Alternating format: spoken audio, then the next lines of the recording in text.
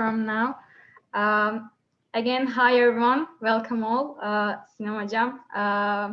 I am Sinem Turan and I am the head of our Economics Research Union. Again, as a name of our union, I would like to thank you for this giving opportunity to us.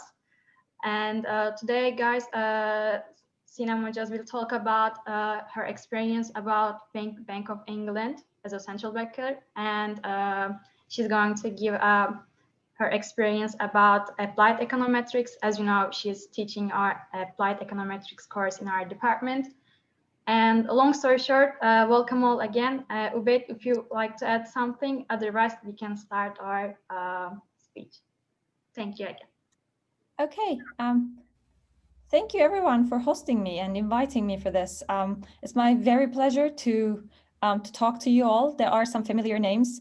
Some of my students, my sister including, is here. I can apparently see her, although you cannot see her. She's an ex-Bilkent student as well.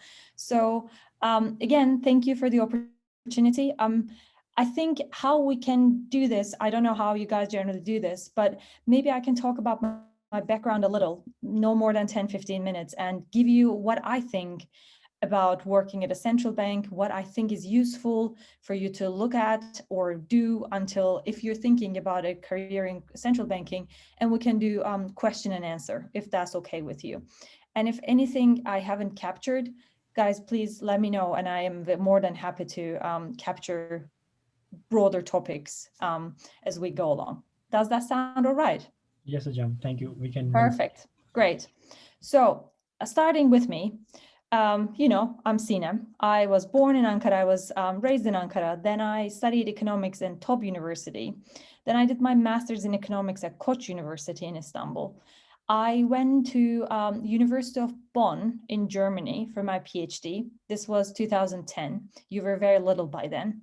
And then I decided that maybe I want a bit more excitement during my PhD. Bonn is a small place. Selin is there right now. It's a beautiful place to study, but I thought I can use the experience. So I did something that is doable between universities. You know this as Erasmus for undergrads. I did a similar thing in the US at the University of Wisconsin-Madison. So I stayed there for a year. That greatly benefited me to get more exposure to research. University of Wisconsin-Madison is more well-known with their economics department more so than Bonn. So I thought I could use the experience and I can also get in touch with other researchers there, which benefited me greatly. Then I came back to Germany and I applied for a PhD internship at the Bank of England in 2014, in the fourth year of my studies. They accepted me. And I was there for 3 months. Towards the end of 3 months, it coincided really nicely with their recruitment round. So I applied. They offered me the job. I didn't go to the job market. I didn't look particularly for a job. I started in the same area in 2015. So this is the short story. In 2015, I started in an area called financial stability. Central banks, you might be familiar, but I will talk to you about more general things about central banking. So I'm going to assume that maybe not all of you are familiar with it. Central banks have different divisions, and every central bank has a different department that deals with different certain things. In the Bank of England, there are two very big areas. One is monetary analysis. You should all be very familiar with this already from your economics classes. Monetary policy is done at monetary analysis.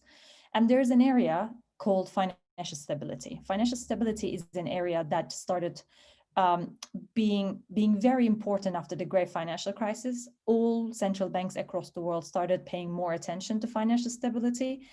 And what they do in a nutshell is looking into the health resilience of the financial system as a whole.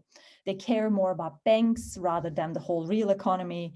They look into banks in detail. And I worked for 3 years in an area called stress testing that looks into banks, and we were doing some thought experiments and tests to banks to see if they would withstand a stress like great financial crisis. Bank of England is very famous with this. They were the first stress testers among central bankers. We give banks a scenario, they give us their responses to see if they are failing or not. And there are some policy tools associated with that. After 3 years, I thought, and I started as a research economist there. After 3 years, I thought, I can use a change. I like monetary policy as well. So how about I go and work at monetary analysis? Then I also became a senior economist. Now an area I am working at is called Monetary and Financial Conditions Division. That looks into asset prices, that looks into our monetary policy tools. We have multiple tools. It's not just interest rates. We have quantitative easing. We have forward guidance. We can talk about these in detail if you wish. And my little team specifically looks into credit conditions.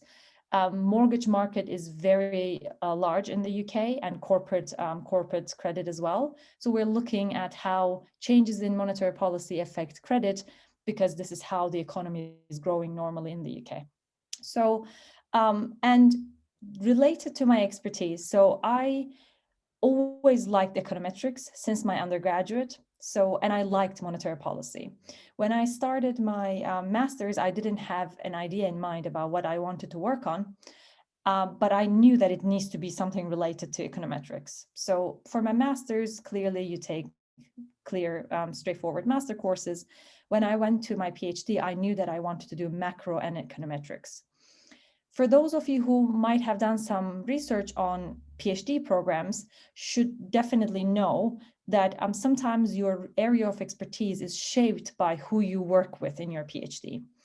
And in my case, I work with an econometrician at the University of Bonn. And for that, I used some macro analysis, but I did quite a lot of theoretical econometrics as well. That benefited me going forward, because at least now I can learn a topic related to econometrics from scratch without needing so much reading about it, but it was not super related to macro or monetary policy. But when I started my PhD internship at the Bank of England, they hired me particularly because I had an econometrics background and they needed some help with their models. I'm going to talk about what kind of expertise you need for central banks, but that is my experience, and I benefited greatly from knowing econometrics by heart. But at the Bank of England, you can do theoretical econometrics if you wish, but clearly that's not their cup of tea. They like more empirical things. So my area of expertise now is more macroeconometrics. I look at macro questions and I use econometric tools to get an answer for them. Some of these are very policy relevant questions. Some of these are super irrelevant from policy, but I'm a researcher, so I do what I really like to do. But in the meantime, when you're at central banks, your area of expertise is also gets expanded. So there are so many questions you're exposed to. So sometimes you actually realize, oh, I like to work on that. And this is how it happened to me, especially in the past 2 years. I started working on exchange rates. I had no expertise whatsoever on exchange rates when I was doing my PhD or when I started at the Bank of England. But it is a great opportunity to learn different aspects of the economy and see if you would enjoy working on another topic. And I'm going to stop here now, and we can go on with more central bank related things. But I just want to ask you first if you have questions from the part that I just explained to you related to my personal experience and my personal expertise. Hocam, I have a question in the chat. Go ahead. So do you think there are some specific universities which are good for some very specific research areas or economic fields? For example, you said you went to Bonn and it's really good for economics, but within economics, are there any specifications? Yes.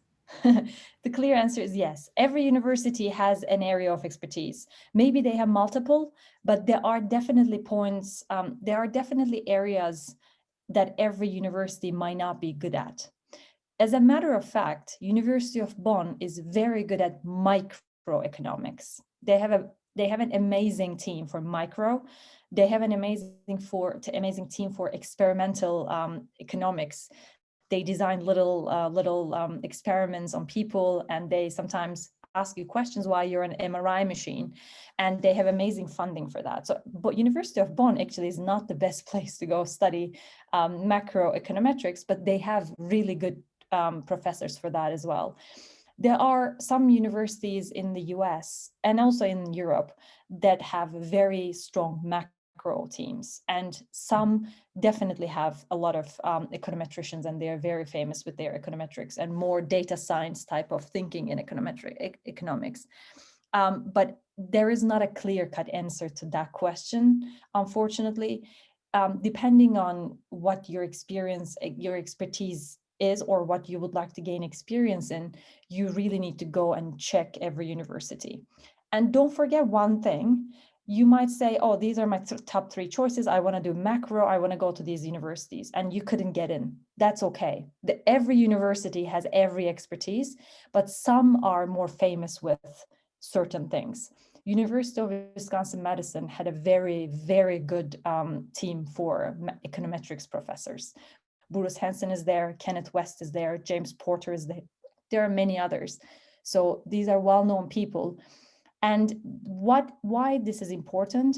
Because while you're a PhD student, there's a good chance that you will end up having a paper with your supervisor, unless they are opposed to it. And there are some professors, they do not write any papers with their students, but majority do. So that's why finding the right people is very important. Sometimes you might go to a university whose name is not heard by many, but you might end up with a very good professor.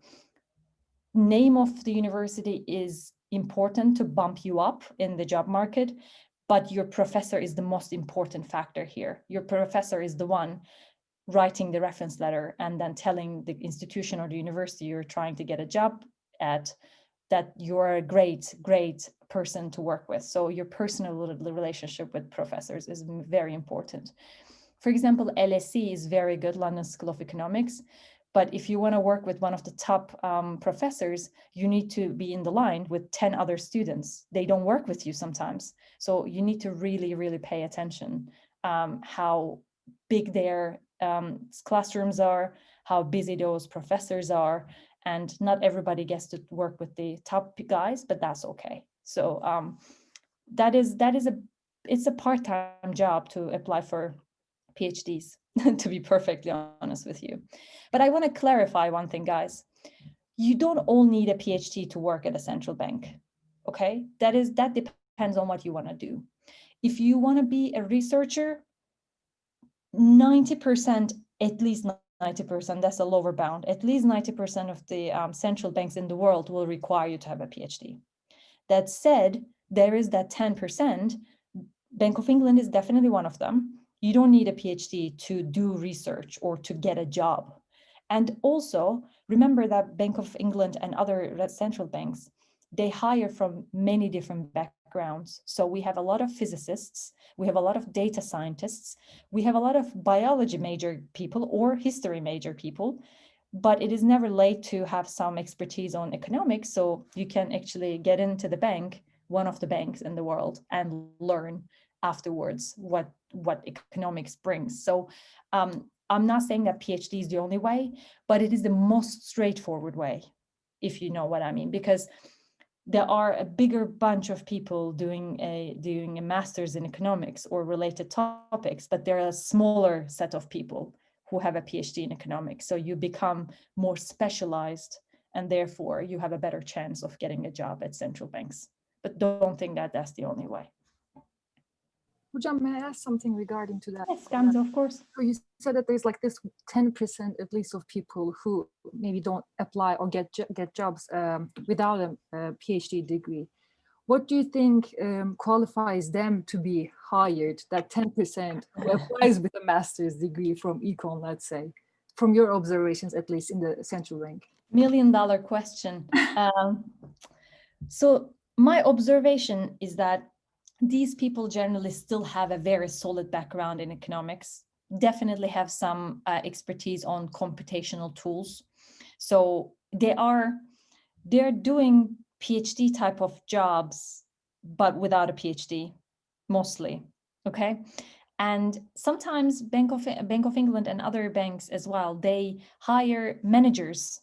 So they might have really good managerial skills. They maybe worked in consultancy after their masters, and they are bringing a lot of private sector expertise and managerial expertise So that is also very, very beneficial to have.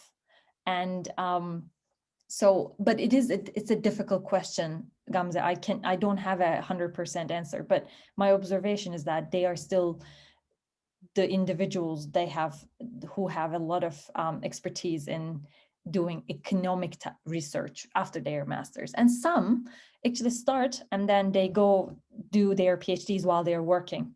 And there are many cases at the Bank of England and other central banks as well. People sometimes also take unpaid leave and go do their PhDs and come back because they think, oh yeah, since I'm doing the job already, I can have the degree. And you can finish your PhD much faster if you already have a research background. So it cuts the time from the PhD as well. Thank you, Yeah. Hocam. Of course.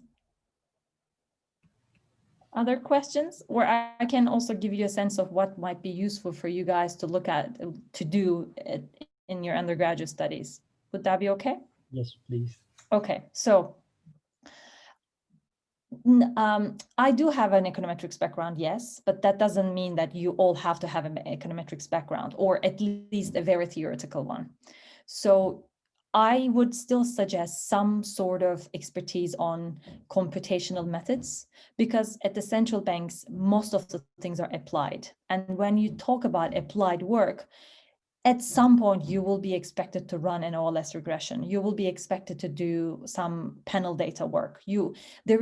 I thought about this question in the morning, and I couldn't find a single researcher at the Bank of England who doesn't know basics of econometrics and statistics. You should definitely have a good background on that. I'm not saying that you should be an expert of really fancy models. And also remember the following. Maybe when people think about central banks, they only think about monetary policy. Oh, they are setting interest rates. That's not the only thing we do. We have a lot of labor economists. We have a lot of trade economists. We have a lot of economists that are dealing with international finance, looking at exchange rates. We have a lot of traders and dealers. Bank of England is also, it has a markets division, and they're doing day-by-day trading. So we have traders, and you might have some sort of experience on asset pricing. Majority of us are coming from a macro background, but in my first area, financial stability, I had a lot of physicists who had ideas about how to model equity funds or pension funds. So that kind of experience is always beneficial. We have a lot of banking experts. They don't know much about real economy, but they know inside out bank balance sheets and how banks operate. So you can have many different type of expertise, or you don't have to just look at one area. You might have expertise in different areas. I have people at the bank who are experts on both in real economy and banking at the same time. That is their expertise, and that's their area of interest. And for these, I cannot really pinpoint what classes you need to take, but you need to find your niche. You need to find the area you like. Some people say, I hate microeconomics. I never liked it. But we have micro economists at the Bank of England as well, because sometimes we need to understand how banks or how strategic players make decisions in the market or in the financial system. You need, for example, there was an exercise we were trying to understand if when we give banks a stress scenario in my first job, if banks have willingness to cheat, and you need a microeconomist for that. My personal taste, I don't like micro. I respect people who do micro. It's just my brain is not functioning in micro level, but we need that kind of expertise as well. So you need to know what you like, and you need to get good at it. That's the thing. And as I said, you might like labor economists, and we have a huge area dedicating to look at labor market, and you will definitely find a job there, because labor economics or trade economics, these are rare niche areas that people look at. But again, you will need some sort of empirical expertise and in running simple models, because maybe you are hired by the labor economics division, but at some point you might have to do something related to asset prices, collaboration between divisions is very, very important at central banks. So you might have to get out of your comfort zone and go learn something, and your job gets much easier if you already have some sort of expertise from your undergrad studies or from your master's. Normally, when you go through interviews with central banks, they will ask you proper economics questions. And be prepared for that.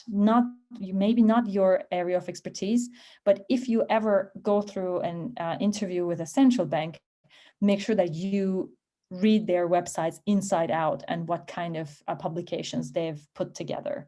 These will be related to monetary policy. These will be related to financial stability. These will be related to some bank regulations, because some central banks also do monitoring of the financial system, and they're regulators. They regulate banks. Bank of England is one of them. So you will be expected to know at least the intuition behind what each and every thing that central banks are doing. Although you're not an expert on it, but you will be mostly expected to talk for a minute, say, on every different aspect of what they're doing. Okay, so just to summarize, and then we can go question and answer. Just to summarize, what I would suggest you guys to do is definitely pay attention to your econometrics 1 and 2. If you want to take applied econometrics, do so as well. But definitely econometrics 1 and 2 would teach you quite a bit, and statistics as well. And then find your area of interest. I'm not going to say area of expertise. If it's international economics, start taking more classes on that. If you want to pursue a master's, one very important thing to keep in mind is that you are Bilkent students, you are taught well, you are prepared well for a master's degree. That said, master degree will hit you hard on the face, because Masters of Economics is a bit different than what undergrads are learning, okay? And again, Bilkent or universities like Koç, Boğaziçi, these are the ones that actually teach you quite a bit about what master classes might look like. But still, when you end up with master classes, you will say, oh my God, what am I doing? Is this economics that I'm learning? And yes, so you will have to survive that. Make sure that towards the end of your undergrad studies, you take at least one or so masterclass, or you look into the materials of those to prepare yourselves what is coming, especially if you end up going to a very mathematical master's program like Bilkent's, Koç, or Sabancı, or anything in Europe. There is a chance that you will have a very hard first semester. So prepare yourselves for that, okay? That includes all 4 aspects of it: micro, macro, econometrics, and math, okay? And definitely take some sort of real analysis course if you can, or differential equations or linear algebra, even if they're not taught in undergrad. These are the things that make your life easier. Did I take these? No, I didn't. I was the first student of top university, and then I went to Koç University. My first year was terrible.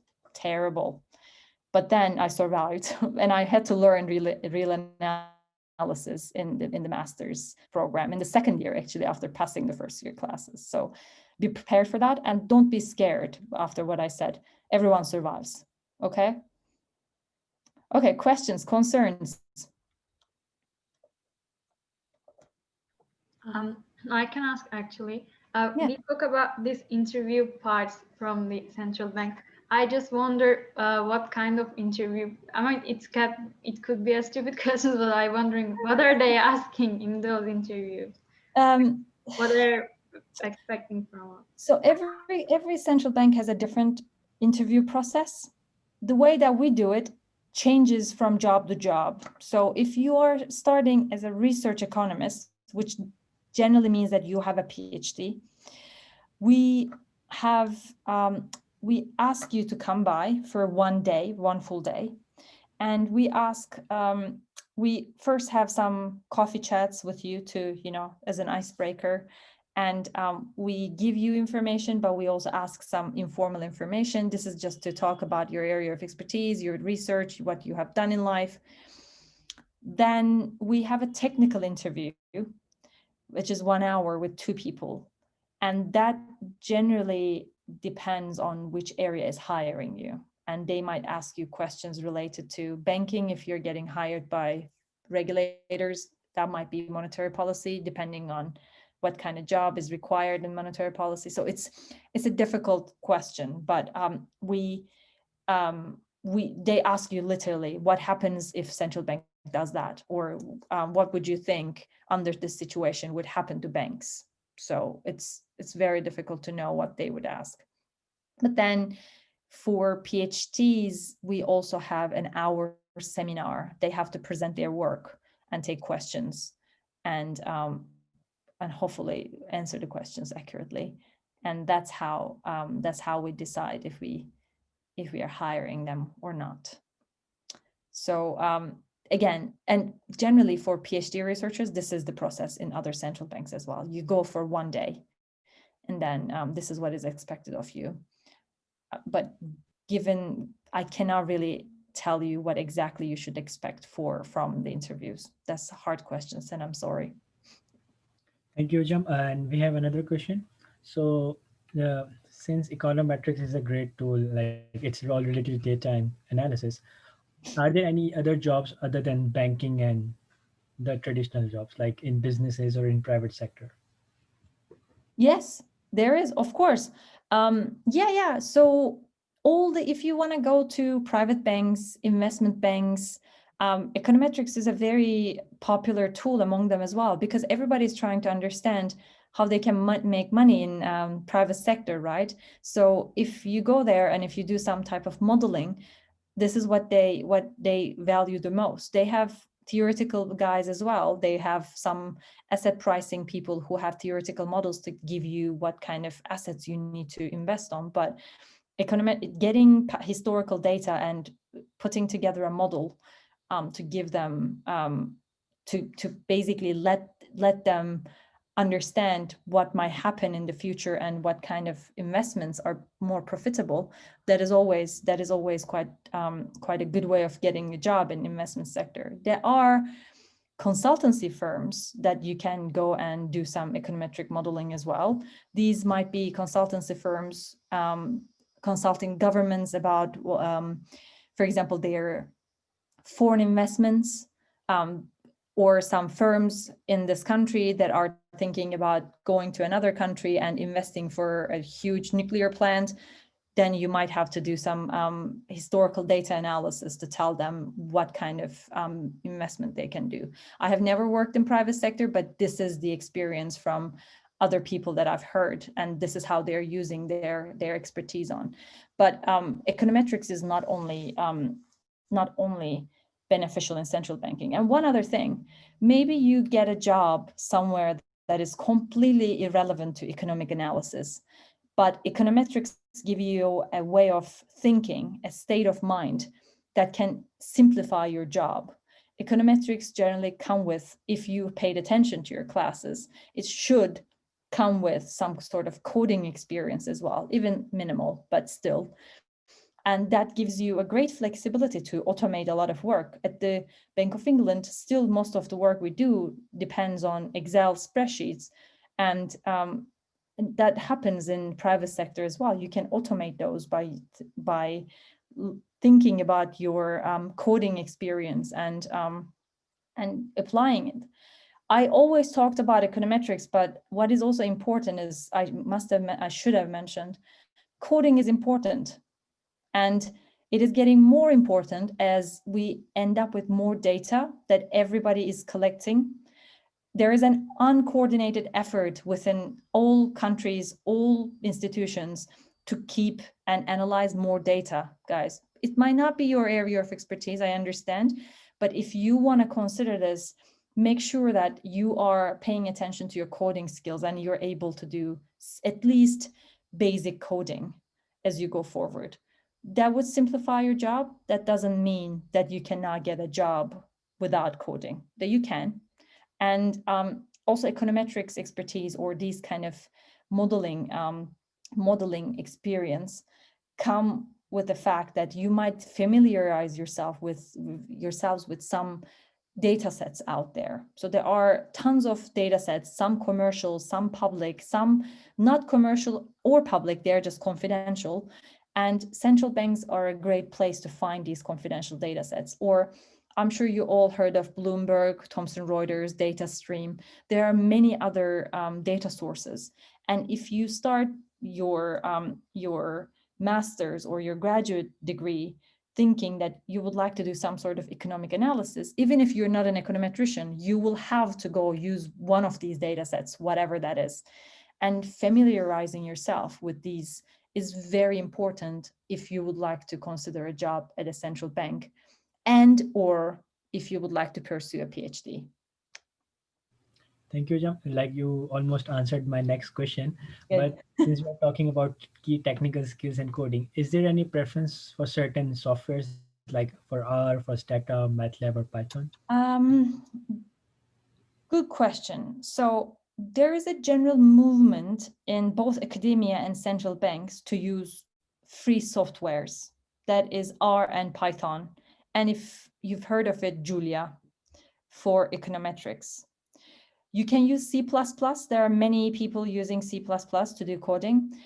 But if you want to do econometrics, especially, not general type of coding, you might benefit from R or Python or Julia mostly because they have good packages already. You don't have to write the code from scratch if you want to do something that has been done. I started doing coding during my undergraduate, which is 2000. I think the first time I did coding was 2004. So I started with Java, and during econometrics, I did MATLAB.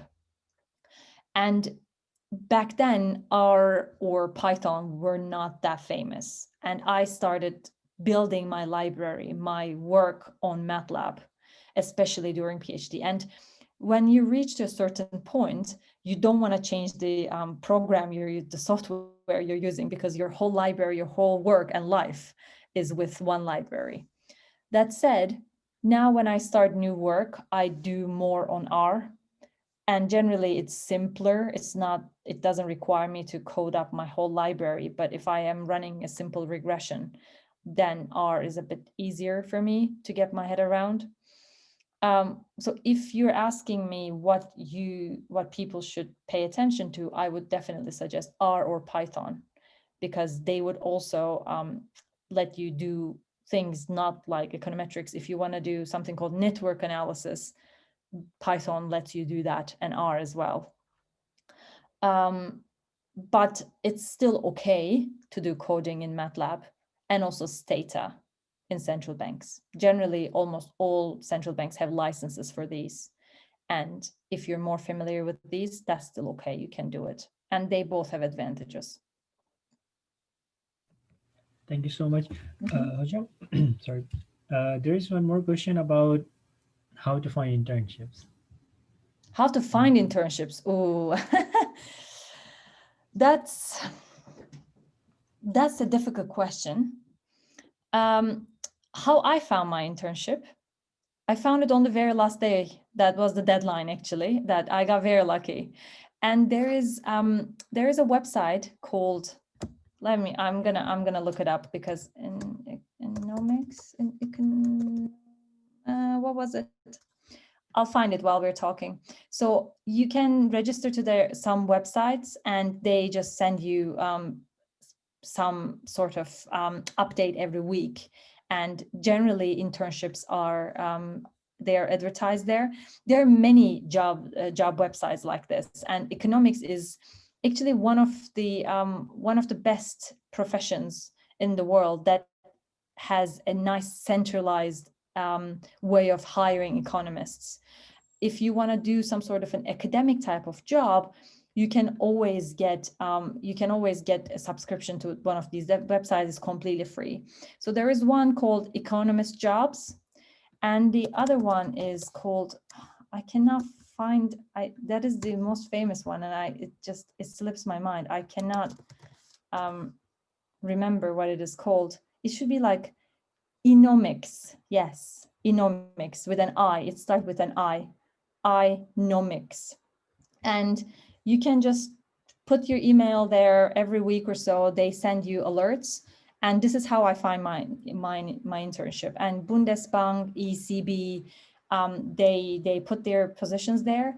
And often universities put their master's and PhD program deadlines in these as well. So economist jobs generally would give you internships, but economics would also give you master's and PhD programs as well. So definitely register to these websites and get regular updates. And then keep on looking at people websites. Generally, Bank of England, if you're wondering, we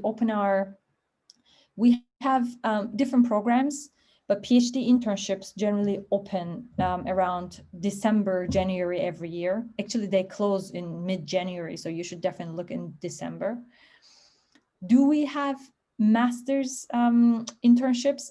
We generally don't, but we have an intake for masters. So we have something called graduate program, and that is not a PhD program. Graduate program hires people right after their undergrad or right after their master's, and they take you through a 2-year program, and you can apply for that as well. And that, I think Bank of England would sponsor a visa for you to be considered as well. So after your master's, you might consider applying to that. But there is no master's PhD internship at the Bank of England.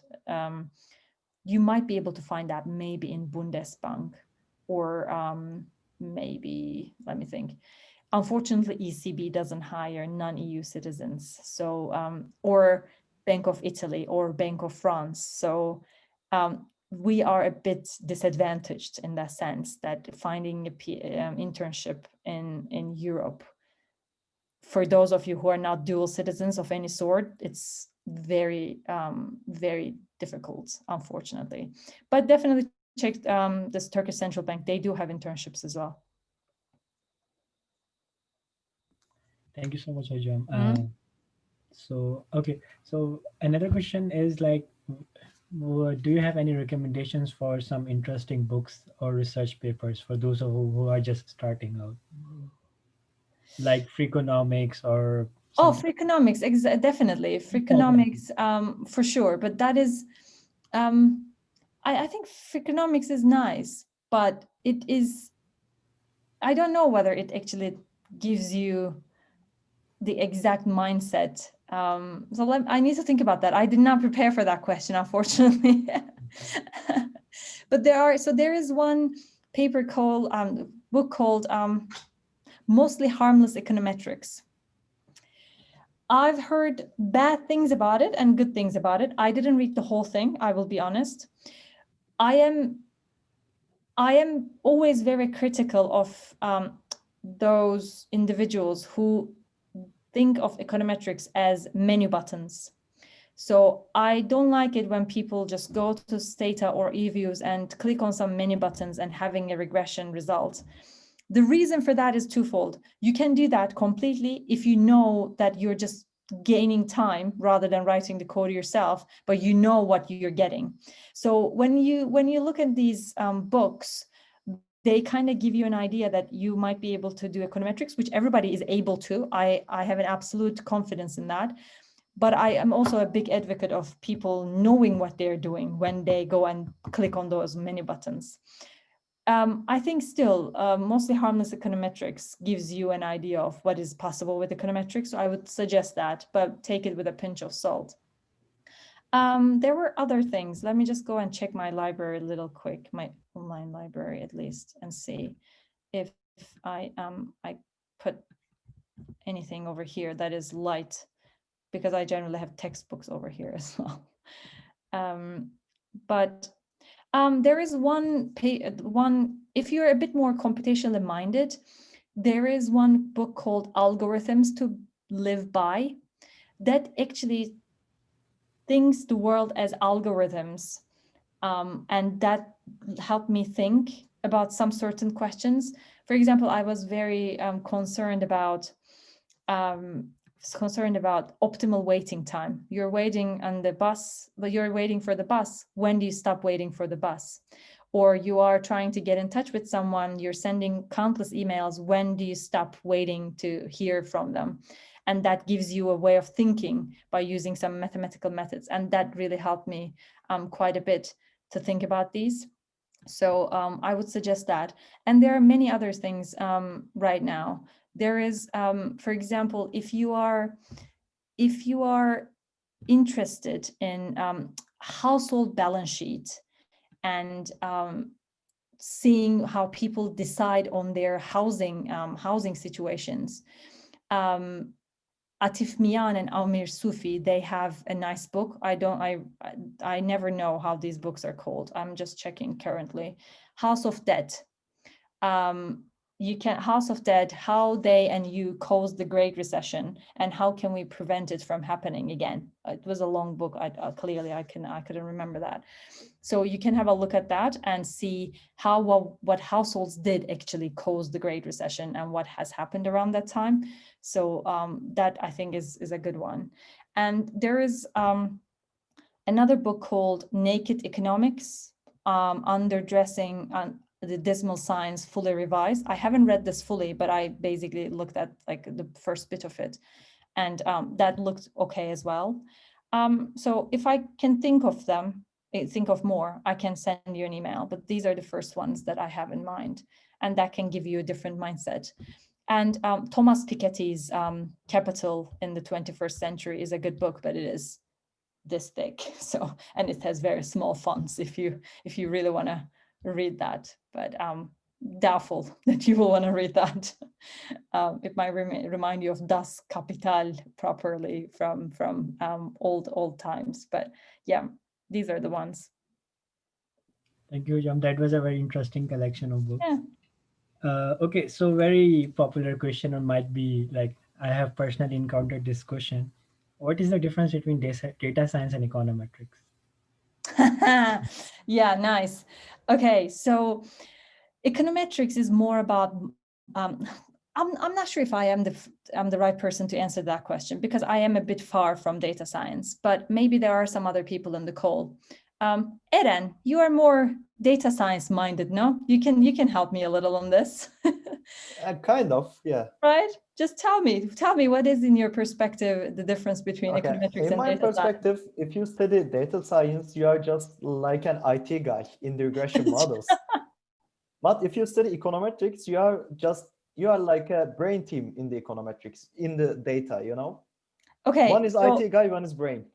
Okay, I was gonna say something similar, but in different words, but you were more blunt and direct. I like that. To give you an idea, yes, I was gonna say something similar. When it comes to econometrics, you are doing more modeling and you're thinking about the economic meaning of things, and you're trying to find a relationship between two variables or more than two variables.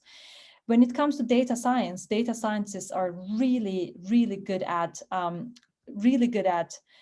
looking into the structures in the data, manipulating the data, giving me the data so I can actually look at the data in a nice way. They have fancy ways of machine learning algorithms to learn from historical patterns in the data. But they are less concerned. I'm not going to say that they don't care, but they're less concerned about the economic meaning. And that is completely fine. Some people don't want to capture any meaning in the data. They just want to go and see what is in there. And data scientists are generally quite famous for retailers. For example, if you're Walmart, or think in Turkey, you are Migros, you're trying to understand some data patterns. You don't need any causality or correlation. You just want to understand when people are shopping more or not. Then a data scientist is the guy, because they are better coders also than econometricians for sure. But for econometricians, we don't need that much coding to get to that stage, because we will never go and dig deep about who's shopping when. So I think that is, this part is key, and Eren put it in a very nice way as well. I just wanted to sugarcoat it a little so it doesn't look like brain and IT guy. It looks like different expertise, different interests. Thank you, Eren. Thank you. Yes, of course. Okay, so at the start you said that since when we have to apply for internships and other like jobs and other, and we need to have some kind of a portfolio or a background. So what would you recommend for someone who really wants to do research or create some paper to add it to their CV as an undergrad? What should be the starting point? I think the starting point should be if you actually identify the area you would like to work on, the starting point should be approaching one of your professors and seeing if they would be willing to work with you in a simple project during your undergrad studies. And then you can, this is helpful in two ways. One, if you really like this area, then you can start learning from scratch already in undergrad. Two, you can think if you really like this area or if you want to switch to a different area, because sometimes liking an area when you read a paper or read a textbook is not the same as going deep and looking at the data and getting it, and maybe on the way you're going to realize that you don't like it that much. So that's why I think that would be my starting point. But I didn't do that. I did not do any research with my undergrad professors. I figured out what I liked during my master. So you can also cut yourself some slack, learn as much as you can during your studies, and decide later what you can do about it. Internships and some strategic relationships help. So if you are able to get an internship in a research area, for example, not maybe the central bank, but a think tank in Turkey or abroad, that would be helpful for you to understand what you like, and you can see firsthand what these guys are doing to get to the end product, which is a paper normally. I know a lot of people after PhDs, they stop doing research. The reason for that is the process of writing a paper is a very painful one. And I'm really not saying that lightly. You need to give yourselves at least 3 years to properly write a paper and put it out there. And publication period in economics is terrible. You're gonna require at least 2 years to publish work, and you're generally expected to rewrite the whole paper from scratch when you send it to journals. So the earlier you start looking into the research process, the better, because there might be cases that you are actually very overwhelmed by it and you don't want to do that. That said, PhD or master's in that respect still gets you some sort of thinking.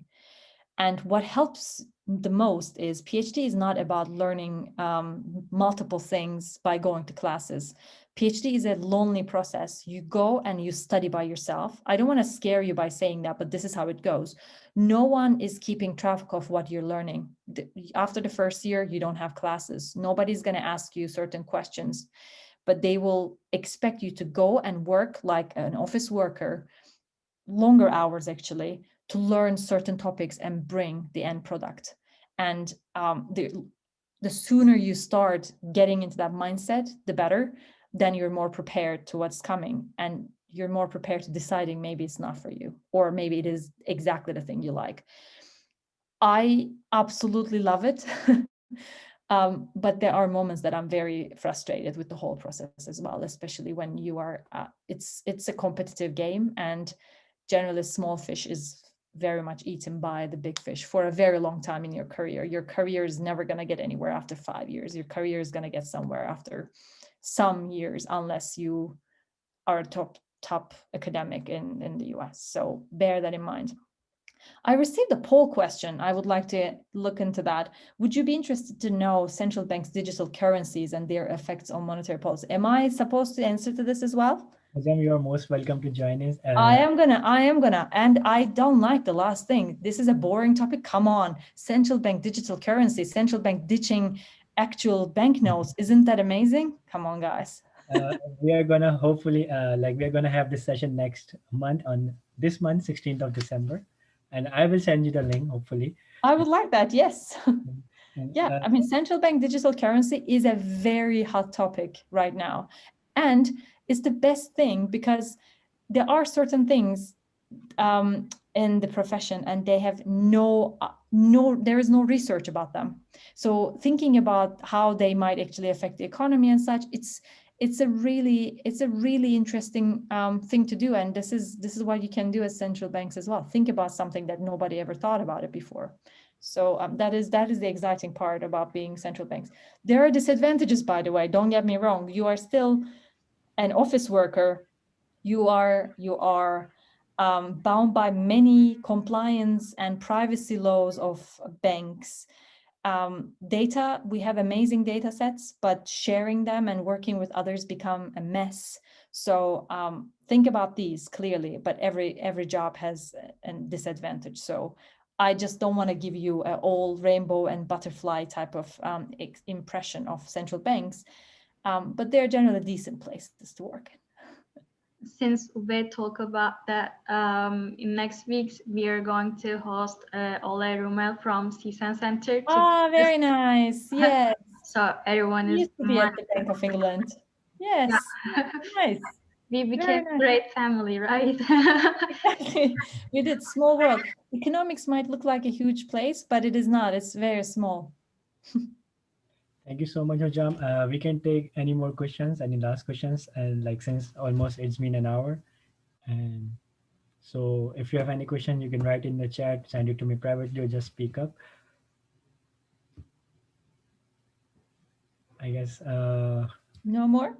no more. Thank you so much, Hojam, for My coming. very Hocam, I pleasure. would like to ask one question. Sorry, Go but ahead. can I ask? Yeah. Atrak first, please. I just want to rate professor because I'm not an undergrad. I just graduated from Bilkent last semester. Now I'm at Bocconi doing my master's. Nice. So I don't want to take the chance away from the undergrads, which this meeting is intended for. I was just gonna ask two things, which is again on my case. One of them is learning Bayesian stats for doing work in central banks, how important it is, and the second one is just like internships while you're doing a master's, but you already made comments about it, and I definitely feel the struggle even from the first year. Yes, that's about it.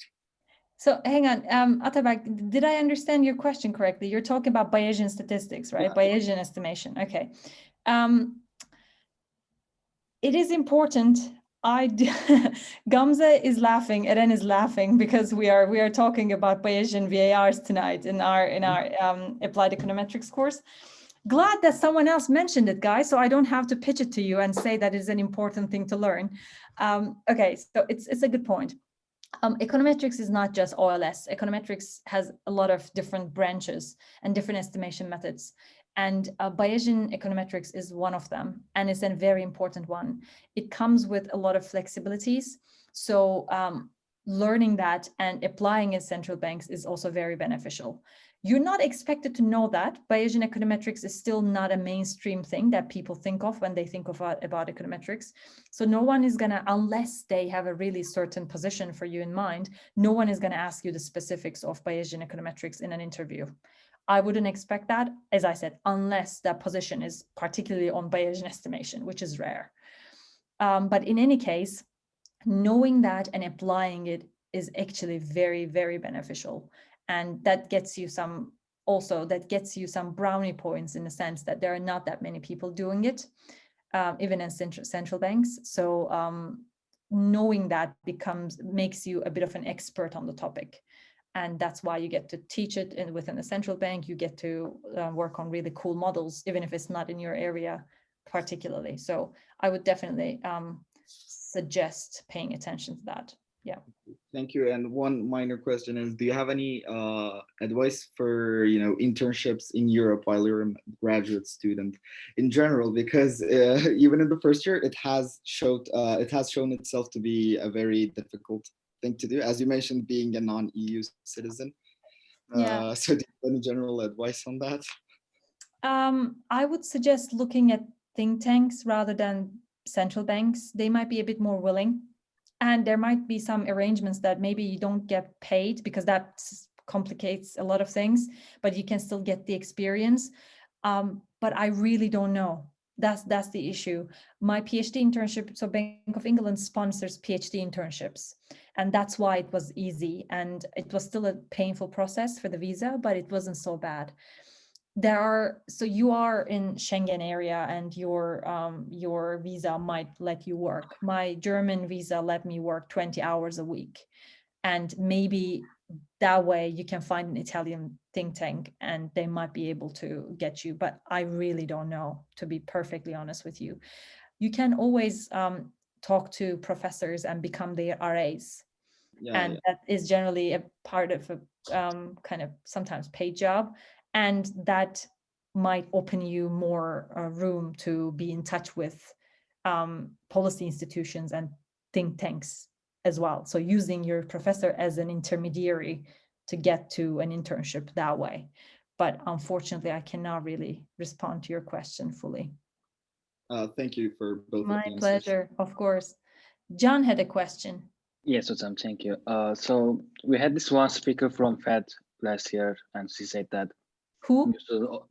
From Fed, Özlem, I think her name was. She said that you shouldn't always stick to models when you're doing policy in central bank, because that may blow up to you, that may cause some trouble. And then the question was, then how do you decide on policy if models are not the only tools you use? Since we are all aware that you can't explain everything to us on how central bank works, I would like to ask it in the way that, should we expect, if we are going to apply it to a central bank, should we expect that not everything we learn in, I'm not a PhD student, so I can't comment on that, but in education in general, that are not always at least applicable in central bank, that you have to use different methods in order to create a policy which are not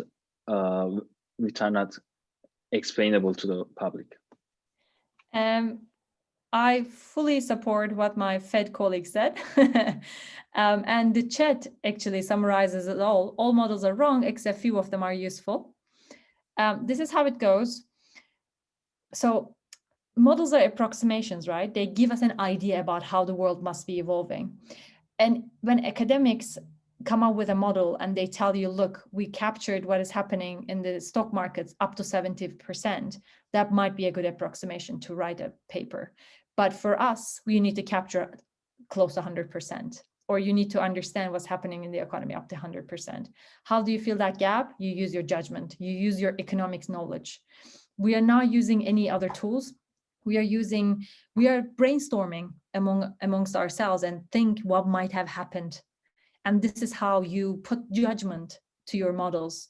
You still take models as a benchmark, but then there are certain things that we cannot publish, but we have to do on the background. Yes. And especially in the current environment, we talked about that in our class as well. You're doing forecasting. How are you going to account for what's happening to the economies just because of COVID? That has never happened before. It's even more serious than the financial crisis.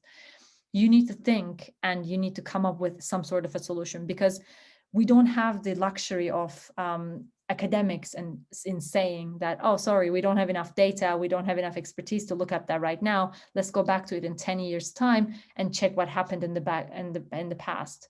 We need to make a decision now. We need to put tools together right now. That only comes with some trial and error and brainstorming. And every central bank has a different way of doing that.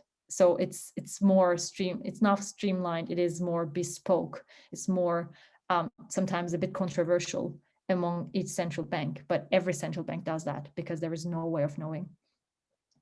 But you're not going to be expected to just come up with really fancy, weird things that people didn't do. Literally taking the model, checking, this doesn't look right. I think it's going to be 20 basis points more than that. So it goes sometimes like that. And people discuss, they say yes. And this is how you end up with sometimes forecasts.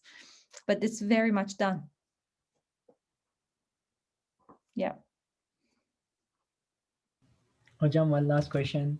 Are you going to continue to teach at Bilkent, or $1 million question? But unfortunately, not next semester. And this is my personal choice, because as much as I love teaching and I love my students, and I'm not saying that because they're here, I really absolutely love talking to them. But Tarık Hoca and I, we talked last weekend, and I have a full-time job, and I know for a fact that from February to June next year, I will be very busy with certain things and policy work. But there is a chance that I will again next winter semester. So I'm not saying no, but I will have to check the time. Otherwise, I don't like not spending time with students when they ask for office hours. I don't like saying no. That's why if I keep on doing that in a full-time job, that might not work out well for my stress levels for next semester. But probably next year, winter semester, hopefully I will. Thank you so much, Hocam. Yeah, of course. I have one more question, if it's okay for everyone. For me, it's fine. If people are running to a class, I can say goodbye to everybody and they should feel free to go. So we had this talk in Bilkent, I don't know who it was, but he said that every central bank has kind of its own characteristic problem that they are interested in because of historical reasons. Like I think he said for Turkey it was inflation or government debt. For America it was the financial crisis of Great Depression, and now the 2008 crisis. What if you agree with this statement? Of course, what do you think the characteristic issue for Central Bank of England is? So first, I need to think if I agree with the statement. Probably I do, but I didn't think about it that way before. I think, I mean, it's similar to the US, because financial crisis hit the UK economy pretty hard, and they were hit from what they could have captured if they had the tools in place. They would have been able to see the issues in the banking sector. They would have been able to detect the contagion from the US economy. So I would think that because given everything they have done after the financial crisis, makes me think that this is their biggest concern. But although I'm not going to go through the details of that, just because it is a political issue, it is going to be Brexit. Because it is a big structural break that no other central bank will have to deal with as much as we do. And it is not up to us to decide what's going to happen. But I think historically, I would say Great Recession and the things they could have done, but they didn't have the tools in place. But going forward, it is Brexit, unfortunately. Okay. I think there is no question left. And okay, thank you for everyone today being in here. And Hocam, thank you so much for a great speech. I think we have learned so much things. And anyone who like remaining questions, I think if they can send us, we can send Sinem Hacıoğlu, or you can directly send to her. And thank you for coming. Thank you so much. My very pleasure. Thank you for everybody for being here and sparing more than an hour. Take care and good luck with your studies. All the best. And feel free to send me emails if you have questions, okay? Bye. Take care. Bye-bye. Thank you, John. Bye.